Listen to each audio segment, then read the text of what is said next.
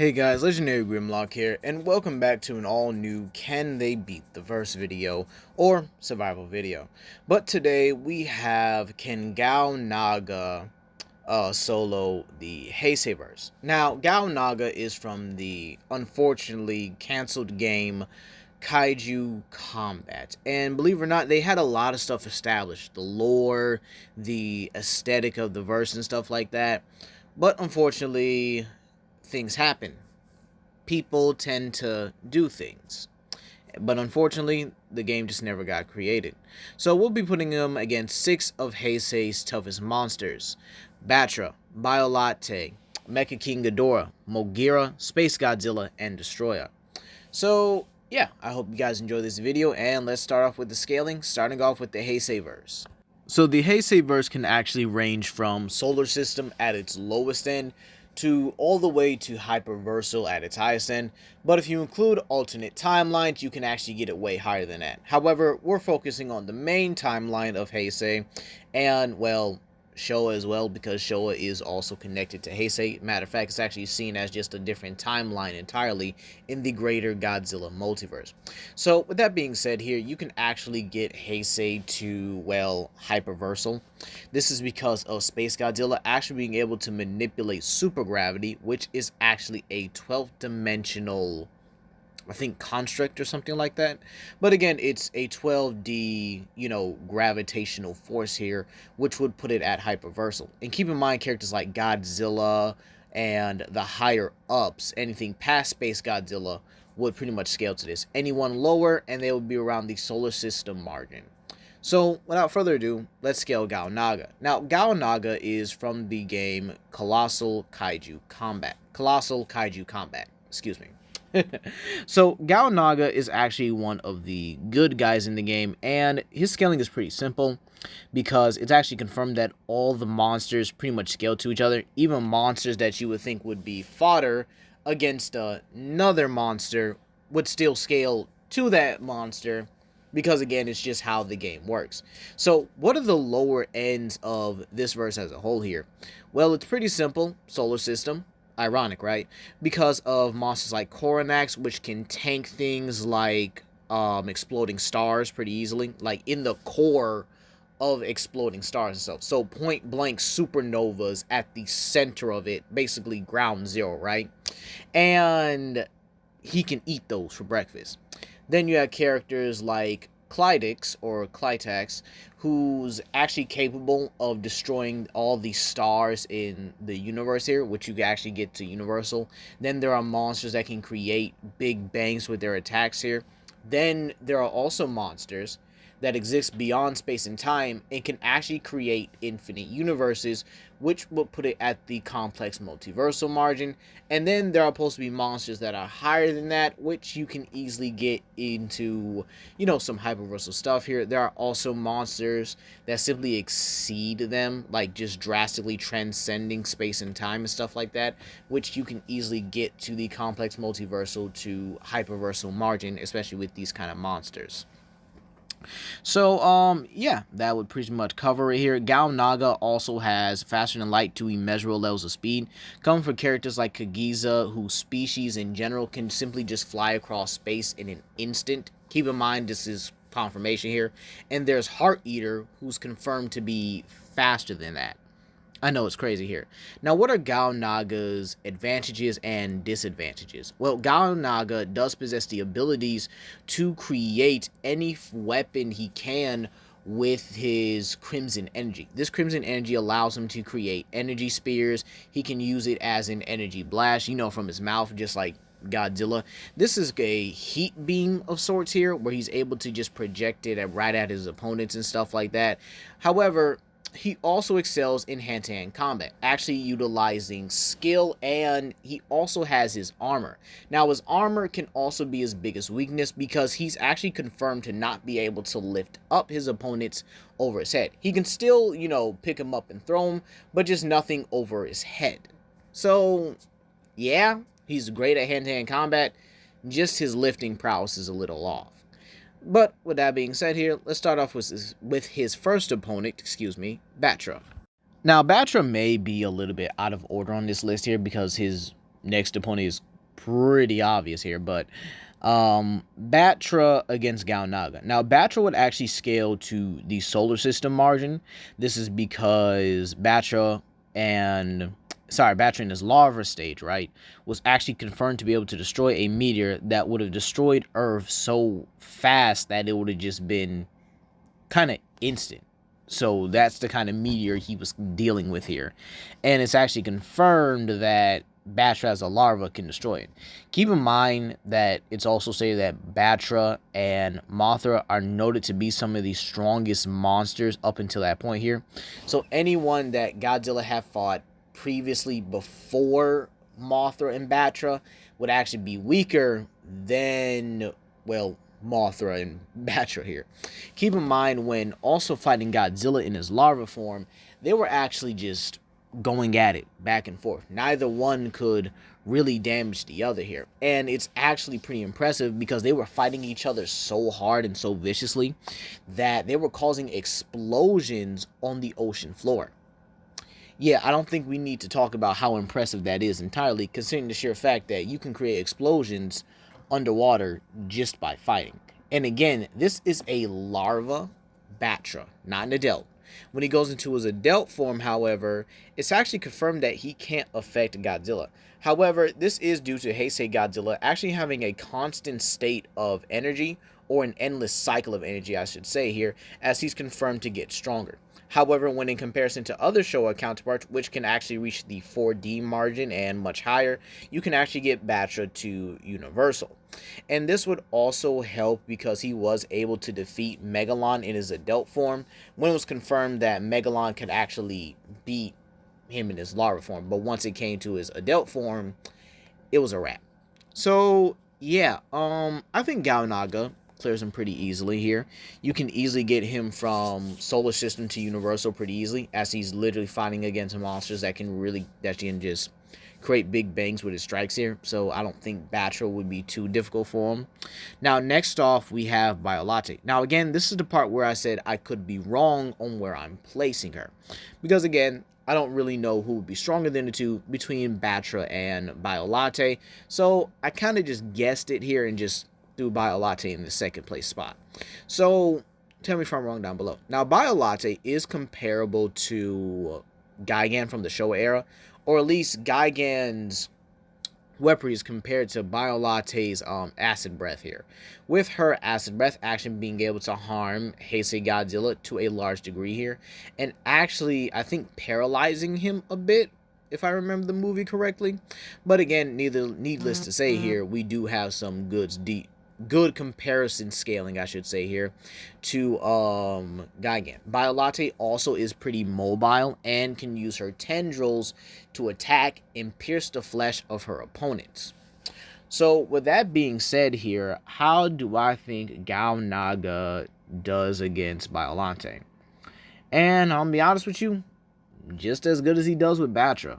Now, again, Biolante is still one of the few kaiju before, again, Space Godzilla here. And yes, while she does have, Godzilla cells, which means she should have some decent regeneration capabilities. And Gaonaga also has good regeneration capabilities, just not on the same level as characters like Lycanoid, who's basically like a Wolverine werewolf. Yeah, I know it's pretty crazy how powerful these monsters are, how twisted these monsters are as well.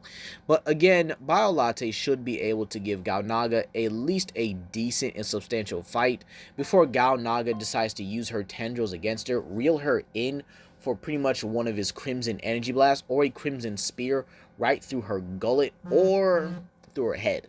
Again, Gaonaga don't really play like that. Now, next off, we have Mecha King Ghidorah, and oh boy, we have a lot to say about him.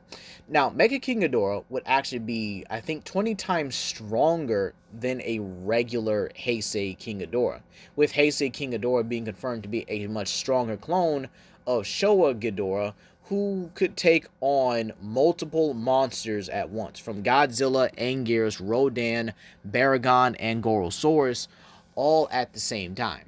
Alright, so yeah, he could take them all on pretty easily. King Ghidorah's gravity beams would also be much weaker than Mecha King Ghidorah's, as again, Mecha King Ghidorah is much stronger here. Keep in mind, Mecha King Ghidorah also has extra armor on top of him to actually help him reflect and deflect Godzilla's atomic breath here, and simply can actually put up force fields, I believe it was, right? Now, Mecha King Ghidorah also comes with some weapons, like tasers, the giant claw in his chest and stuff, capable of carrying Godzilla away from any human civilization, albeit I don't understand why he doesn't grab Godzilla from behind instead of risking an atomic breath to the face here. But again, the armor is pretty impressive and pretty powerful. So, yeah, how does Gaonaga do against a much stronger and much more powerful version of the Heisei King Ghidorah? And again, he does some substantial work here. He really does here.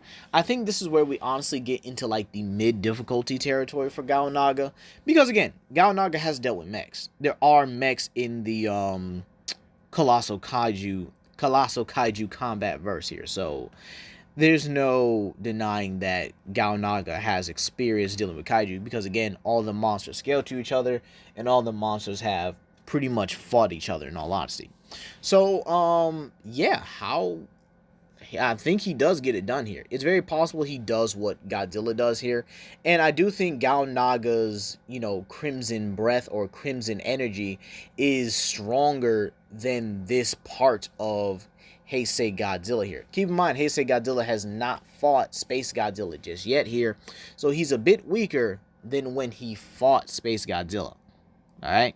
So, him being able to pretty much destroy and eventually decapitate Mecha King Ghidorah, despite the fact it took multiple shots here, I think Gaonaga actually gets it done in, let's see, what's the best way I could put it?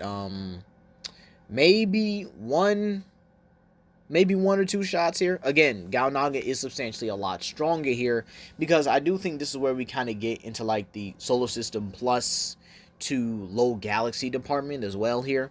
And again, with Godzilla being able to destroy Mecha King Ghidorah here, I don't see any other reason why Gaonaga shouldn't.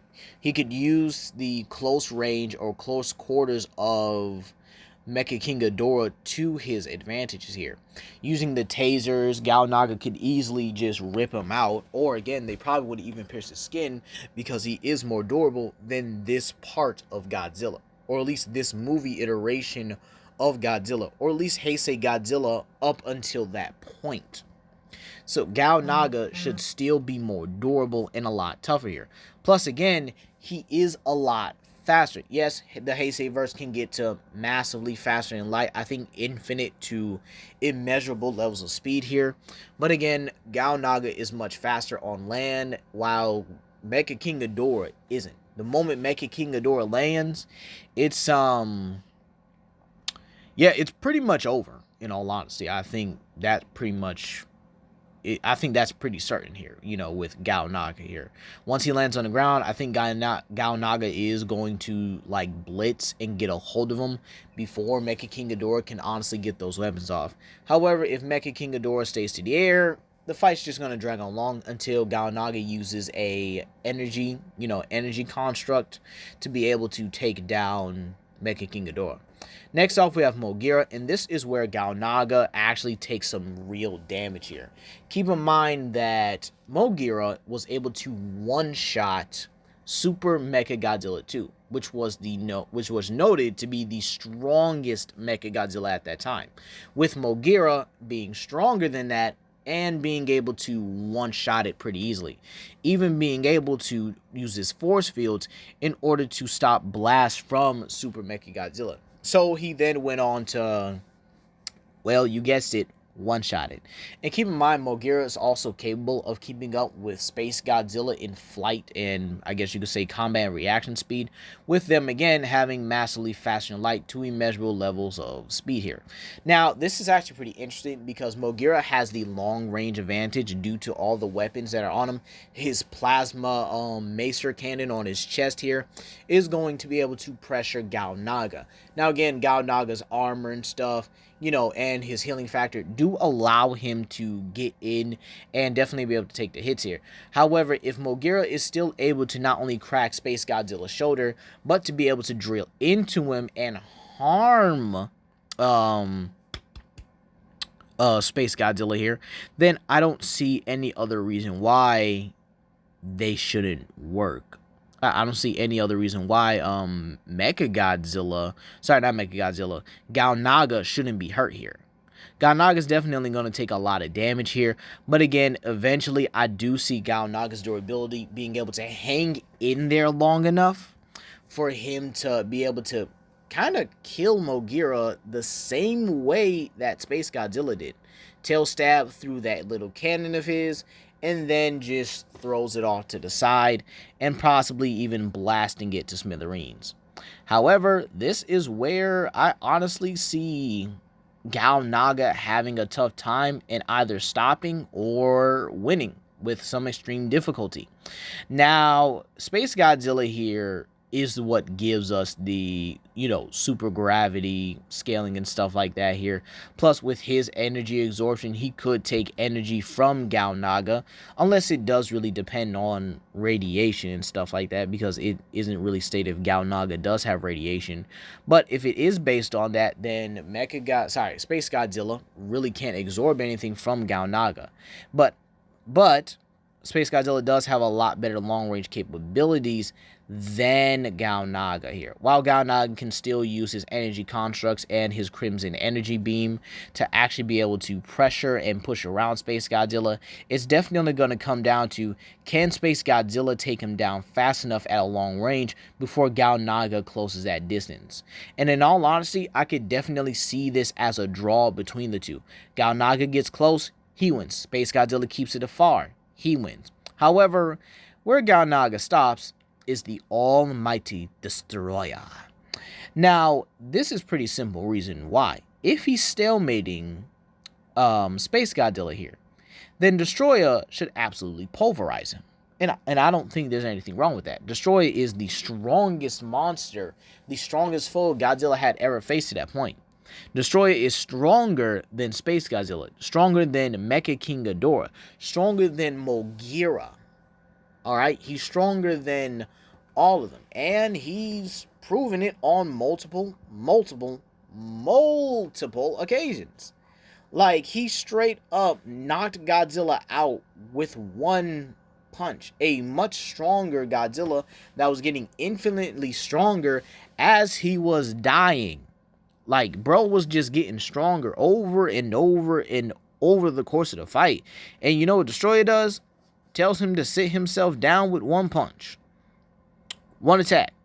Now, again, keep in mind that Destroyer does have other forms. Now, if we say that Gaonaga does start out with the other forms, yeah, I do think Gaonaga would be able to beat the crawler form and definitely and eventually be able to take down the flying form as he's dealt with flyers before. However, final stage, it's over. He just doesn't clear.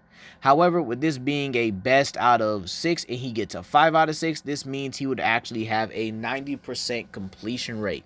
So that's going to be all for today, you guys, and I hope you guys enjoyed this video. Please comment down below, like and subscribe and share with your friends, and I'll see you guys for the next video.